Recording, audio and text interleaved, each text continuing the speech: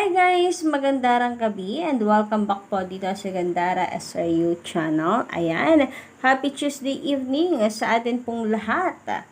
And of course, happy 45th birthday sa Itbulaga.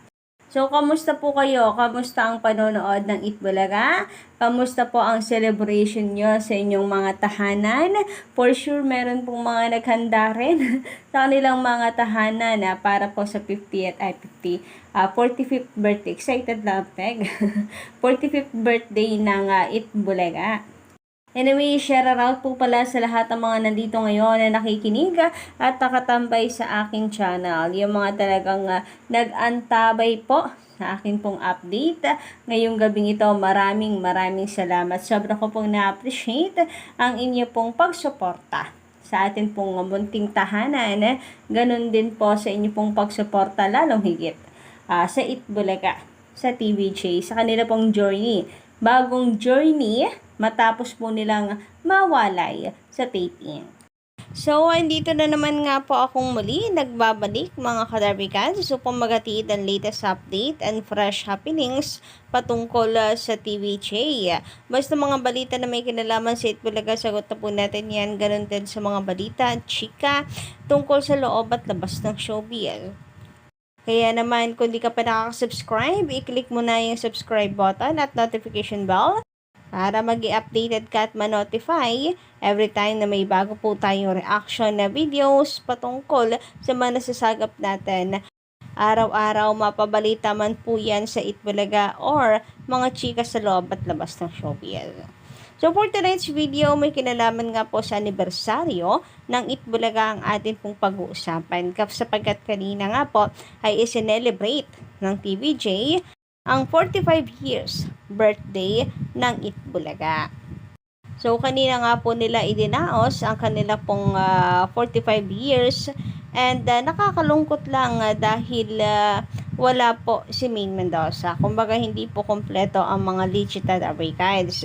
Wala po si Mengay and alam naman po siguro natin kung bakit anniversaryo din po kasi nila ng kanyang asawa na si Arjo Atayde. Gayunpaman, hindi naman nakalimot itong si Maine Mendoza at meron naman po siyang pa-IG story. Kaya okay na rin mga kadarwikans. Ayan, at kanya pong nirepost ang picture po ng Itbulaga family. Ang mga legit darwikans ang TVJ with the staff na bumubuo po sa Itbulaga. Itinag nga po niya ito sa TVJ official na IG account. And ito po, makikita niyo yung caption niya dito. Happy 45th anniversary at TVJ official. Let's go for gold and beyond. Nako, maraming salamat Maine Mendoza, and yes, maging kaming mga legit Taricans, asahan nyo ang suporta sa Itbulaga. Let's go for gold mga legit Taricans and beyond. And sana nga po ay sa mga susunod na taon ay makasama po na natin itong si Maine Mendoza.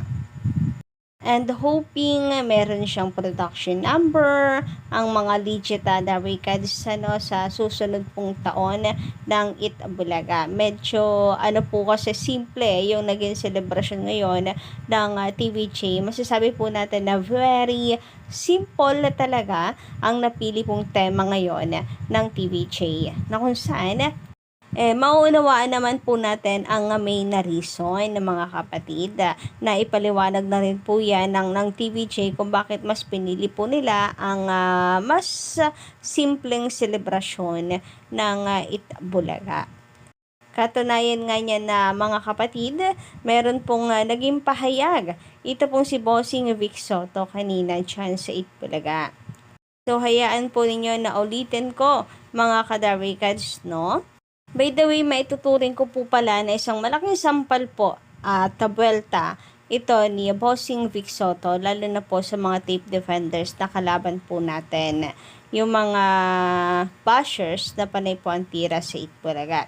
Sabi po kasi dito ni Bossing, after 45 years, totoo po na tumatanda ng Itbulaga. Gaya ng sinasabi ng iba. Session guys, dapat taas yung boss natin. Gusto natin i-highlight yan eh. Gaya ng sinasabi ng iba. Di natin itatanggi. Tumatanda pero tumatatag sa mga pagsubok. Tumatanda pero tumatagal sa paghahatid ng tuwa't saya. Kaya araw-araw, patuloy kaming maghahatid ng kasiyahang may kabuluhan. Pinagsama-samang tuwa't saya para sa buong bansa at sa buong mundo.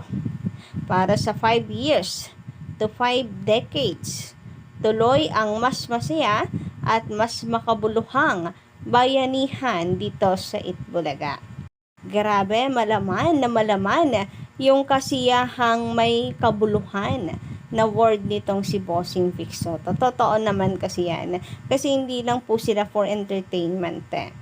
And napaka-importante niyan na yung kasiyahang may kabuluhan dahil nga ang Itbulaga ay for all ages. Pwede po sa bata at sa matanda. Eto pa, supalpal ni Bossing Vic Soto sa mga bashers ng Itbulaga. O ayan, para sa mga naliligaw dito sa ating channel and of course mga toxic fanatic, may mas malaki pa palang selebrasyon maliban sa magagandang kantahan at sayawan.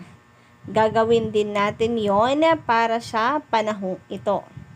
May 3 dahilan. Una na riyan dahil may mga hamon ng panahon. Mas mahalaga yung magpadala tayo ng tulong sa mga nasalanta ng bagyo. Isa pang dahilan, karapat-dapat sigurong magtulungan tayong ibangon ang kabuhayan ng mga pamilya na gustong makaahon araw-araw. At ang pinakamahalagang dahilan, ang budget para sa isang big show ay gagamitin na lang para magtaguyod ng pangarap ng pamilya at kabataan.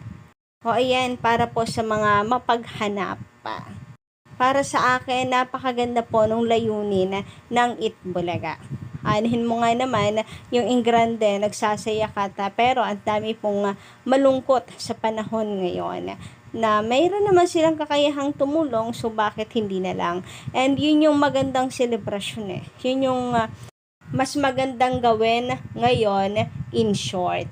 So marami pa naman pong mga okasyon na magdadaan, 'di ba, Kadari Kids? Yung right timing, ika nga. So napakaganda nga na mas inuuna po ng TVJ ang kapakanan ng iba, ng mga mas nangangailangan kaysa po sa kagustuhan lang ng iba. Alam niyo yun, needs versus wants. And para nga sa akin, mga kadabrikas, yung sinabi pong kasiyahang may kabuluhan, isang malaking sampal na po iyan para sa mga bashers. Eto kasi ang Itbulaga, naghahatid po ng kasiyahang may kabuluhan, hindi po yung wala lang.